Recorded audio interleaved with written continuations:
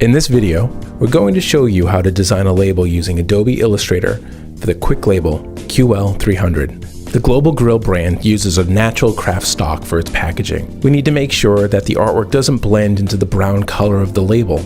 So I'm going to show you how I used white to create this Global Grill label for the QL-300. Our finished label size is 5 3/4 by 2.5 inches.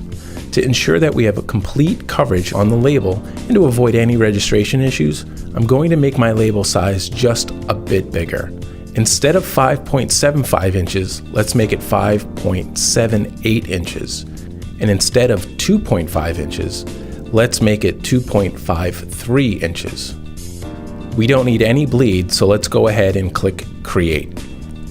I'll start by turning on document rulers.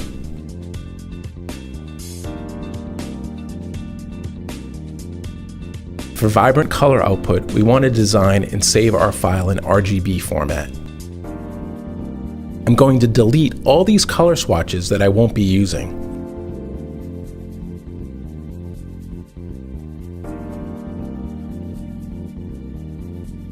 And because we'll be designing with white, let's make a new spot color for white.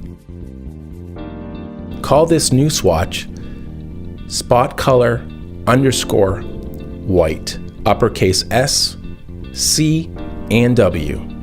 Change color type from process color to spot color and click OK. I have all our brand design artwork saved in another document. I'm going to go ahead and open that up and copy those elements into our new label file so we can start to build our new bottle label. I'm selecting all the elements and copying.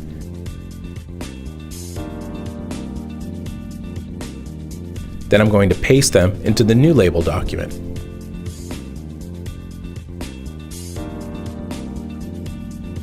I'm spacing these elements out to where they'll likely end up.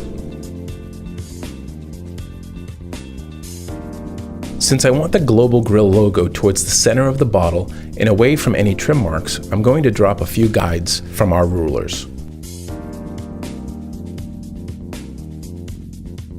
It's absolutely vital that our UPC code scans at the store level. To ensure a high-quality grade A scan at the register, we need to trap the UPC code in a white rectangle. The black UPC code on the white rectangle will provide a good, clean scan read. Using the rectangle tool in the spot color white swatch, draw a rectangle for the UPC area. Next step is to send that rectangle backwards behind the black UPC code.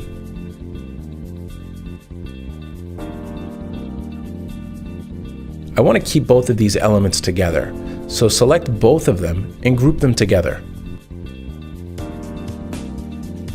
As you know, we have a white box behind the UPC code, but we can't see it in our file.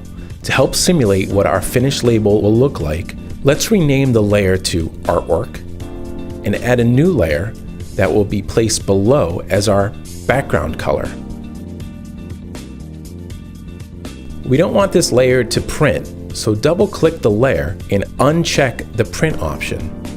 This will make sure this layer doesn't print on your final label. We need to see the white elements that we'll be printing. Let's add a color that simulates what our natural craft label color will look like. I'm creating a rectangle that's the exact size of our document, 5.78 inches by 2.53 inches. Center this shape on the document using the Align tool. Double-clicking the color swatch in your toolbar, I'm picking a color that's going to be close to our natural craft label stock. Now, you can see where your white elements appear. As you can see, our nutrition facts are also in white. I'm just going to make sure that the nutrition facts are also using the spot color white, which it is. Next step is to create our flavor level artwork by copying and pasting the pepper icon.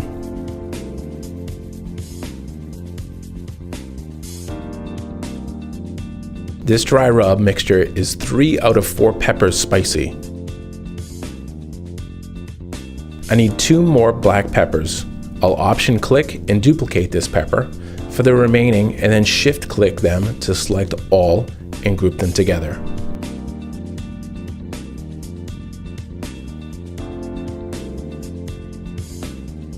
Next, I want to add the name of the spice above the UPC code. We're going to call this flavor Grill Rub and group this with the UPC code.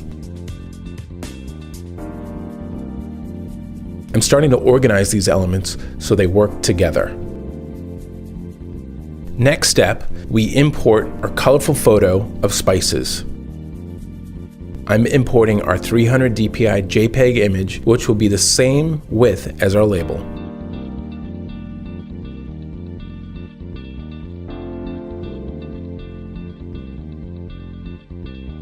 I don't want to print this entire image. I'm going to create a border for the top and the bottom of this label using this image. To do that, I need to create a mask for this image to go inside of.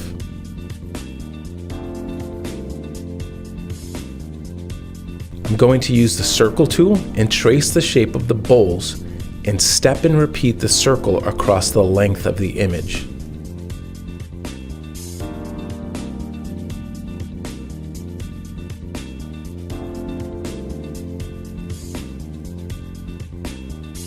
I want this shape to bleed across the top of the label, so I need to draw a rectangle to finish off my mask shape.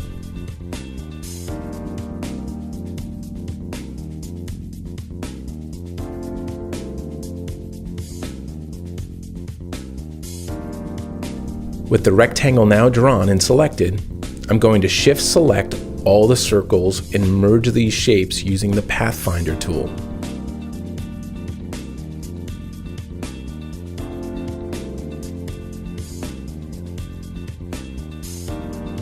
I have my custom mask shape. Now I need to make the mask work for the image. Select both the mask shape and the image and select Clipping Path, Make. We now have our image inside our border shape. Next step is to copy and paste this artwork, move it to the bottom border, and rotate it 180 degrees.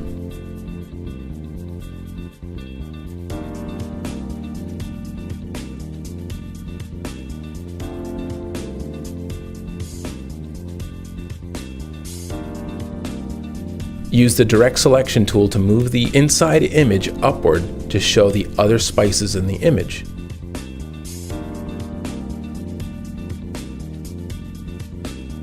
Now, I need to clean up my graphic elements, like my logo, the bio, the UPC code, and the nutrition facts. Let's bring the nutrition facts to the front so the photography isn't covering any of the text. I'll do the same with the UPC code. I'm going to add the flavor of the spice to the logo.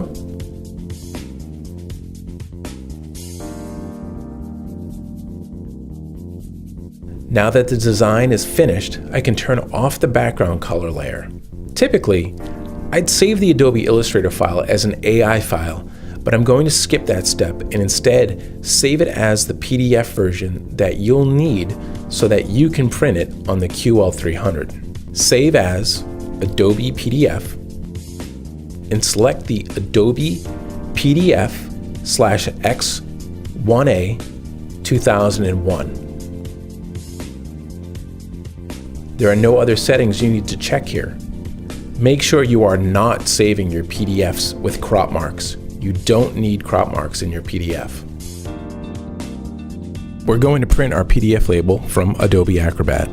I'll select Print and go into our Print dialog box. The printer is set to the QL-300. Next, click Properties to define the paper settings. Click New Paper. Let's name this Craft Paper. Our craft paper material media type is plain and the media weight is medium light. Next, we need to set up our label size. Matching our Illustrator file size, the length is 5.78 inches and the width is 2.53 inches. Next, click Add and close the window. In the Properties window, make sure the orientation is landscape. This matches the orientation of the label material that's loaded into the printer. Next, let's click into Color. Here we need to make sure we are selecting the correct spot color mode for our print to include white. Since we're printing white, select Data portion, including white. Just under that, let's click Spot Color Toner Quantity Adjustment. Using the slider, we can control just how much toner we want to use. If I slide it to 0, it will only print the white elements in our artwork, which is the UPC rectangle and the nutritional facts. To avoid the color artwork from merging into the craft material, we need white behind our graphics and our photography. So let's set it to 100%. And keep the Don't Layer White Toner for 100% black checked. We don't need white under our black text. Black will print perfectly without the white under it. Now click OK. We need to print a case of these flavors. Let's change the copy number to 12 and click print. So there you have it. That's a basic walkthrough on how to design using white for the Quicklabel QL-300.